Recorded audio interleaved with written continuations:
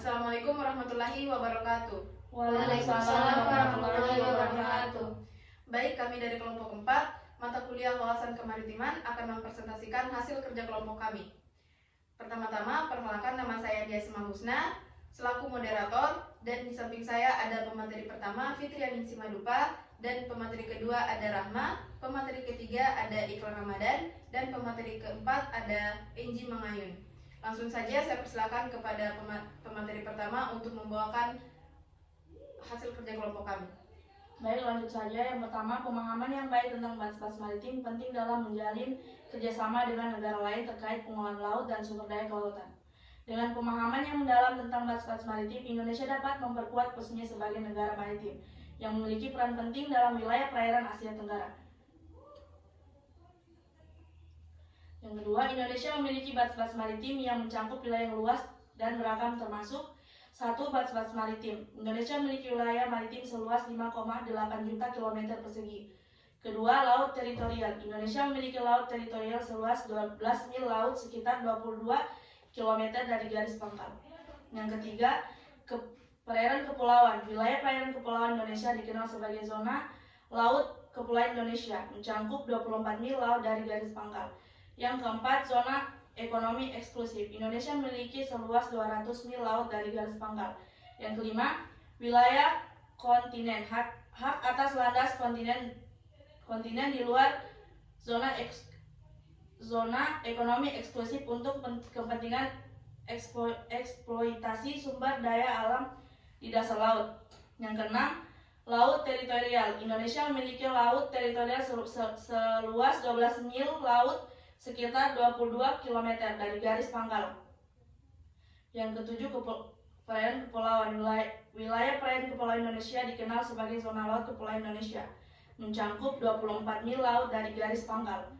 Yang kedelapan, zona ekonomi eksklusif. Indonesia memiliki seluas 200 mil laut dari garis pangkal, di mana memiliki hak eksklusif dan eksplorasi dan eksploitasi sumber daya alam.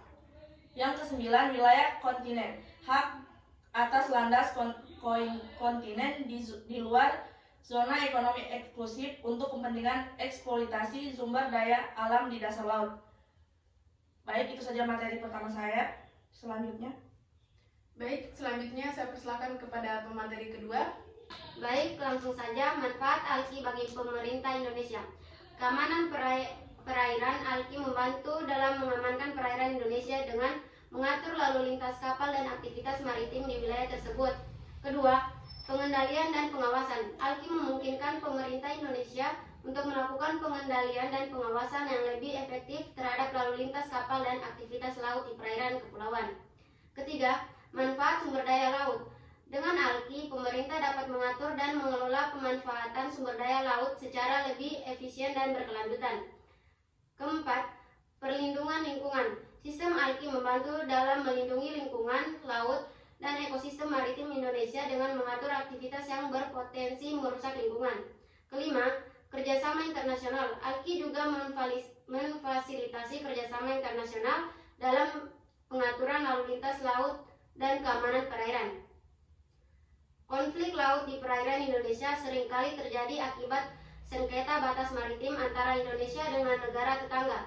Beberapa contoh konflik yang terjadi meliputi: yang pertama, sengketa Laut Natuna Selatan. Indonesia memiliki sengketa dengan Tiongkok terkait klaim wilayah di Laut Natuna Selatan yang merupakan bagian dari zona ekonomi eksklusif di Indonesia.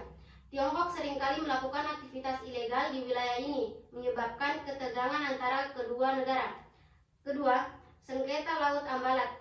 Konflik antara Indonesia dan Malaysia terkait wilayah perbatasan di Laut Ambalat di sebelah timur Kalimantan. Sengketa ini melibatkan klaim kedaulatan atas wilayah yang kaya sumber daya alam seperti minyak dan gas. Konflik-konflik ini menunjukkan kompleksitas dan sensitivitas dalam penentuan batas-batas maritim di perairan Indonesia yang memerlukan penyelesaian yang cermat dan diplomatis untuk mencegah eskalasi konflik yang lebih besar. Terima kasih. Baik, selanjutnya saya persilakan pemateri ketiga. Upaya menyelesaikan konflik laut di Indonesia. pertama, negosiasi bilateral. Indonesia aktif melakukan negosiasi bilateral dengan negara tetangga yang terlibat dalam sengketa maritim untuk mencapai kesepakatan yang saling menguntungkan. Penggunaan hukum internasional. Indonesia memanfaatkan hukum internasional termasuk konvensi PBB tentang hukum laut UNCLOS 1982 sebagai landasan dalam menyelesaikan sengketa maritim. Mediasi dan arbitrase. Pemerintah Indonesia juga mempertimbangkan mediasi dan arbitrase sebagai metode penyelesaian konflik yang efektif dan adil. Peran diplomasi dan kerjasama internasional. Diplomasi menjadi kunci dalam menyelesaikan konflik laut di Indonesia dengan cara damai dan menghormati kedaulatan masing-masing negara. Kerjasama regional. Melalui kerjasama seperti ASEAN, Indonesia berupa membangun hubungan yang harmonis dengan negara-negara tetangga dan mengatasi sengketa maritim secara kolaboratif. Peran organisasi. Indonesia juga melibatkan organisasi seperti PBB dalam menyelesaikan konflik laut untuk memperoleh dukungan dan pemahaman global terhadap isu-isu maritim. Dengan pendekatan diplomasi yang bijaksana dan kerjasama internasional yang kuat, Indonesia dapat memperkuat upaya penyelesaian konflik laut, mendorong perdamaian, stabilitas, dan keamanan di perairan Indonesia di kawasan sekitarnya. Terima kasih. Baik, selanjutnya saya persilakan kepada pemateri keempat. Baik, langsung saja. Pemahaman yang baik tentang batas-batas maritim dan penyelesaian konflik laut memiliki peran penting bagi Indonesia antara lain. Yang pertama, kedaulatan dan keamanan. Memahami batas-batas maritim membantu dalam pengukuhan kedaulatan negara dan menjaga keamanan perairan Indonesia. Yang kedua, pemanfaatan sumber daya. Pengetahuan yang jelas tentang batas-batas maritim memungkinkan Indonesia untuk mengelola dan memanfaatkan sumber daya alam di perairan dengan efisien. Peran penyelesaian konflik laut. Pemeliharaan stabilitas. Penyelesaian konflik laut yang efektif dapat menjaga stabilitas dan pendamaian di wilayah perairan Indonesia. Kerjasama regional.